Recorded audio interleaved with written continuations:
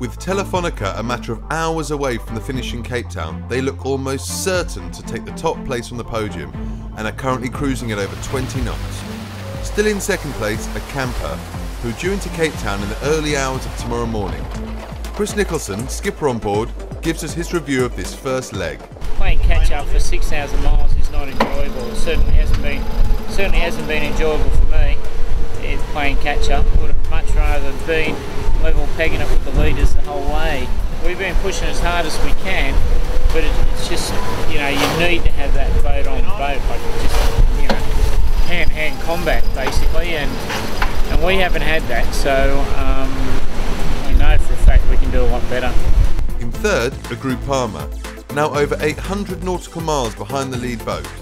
Although they spent much of the race behind the rest of the fleet, crew member Martin Stromberg sees some potential.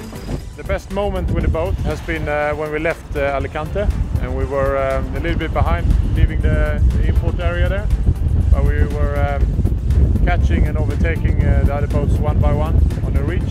So the reach is what we're going to have most around the world, so I think it's a great potential for us in the future. PUMA, who retired with a broken mast some 5 days ago, have just reached the island of Tristan da Cunha after spotting it earlier today. 10 degrees off the horizon. Yeah, it is for sure. It's pretty cool, right? Yeah.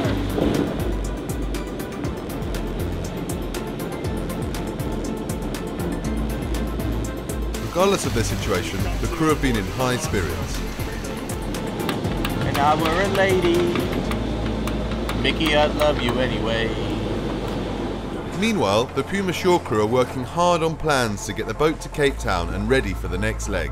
We spoke to PUMA shore crew manager Tim Hackett.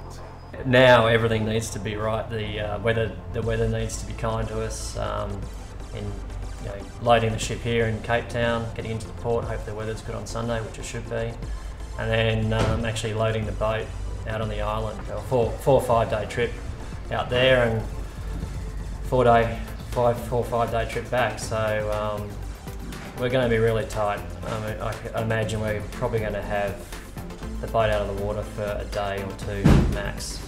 I think the boat will be fine. We just got to get it here. Find out what kind of welcome the PUMA crew received on the island and keep up to date with events in Cape Town at volvooceanrace.com.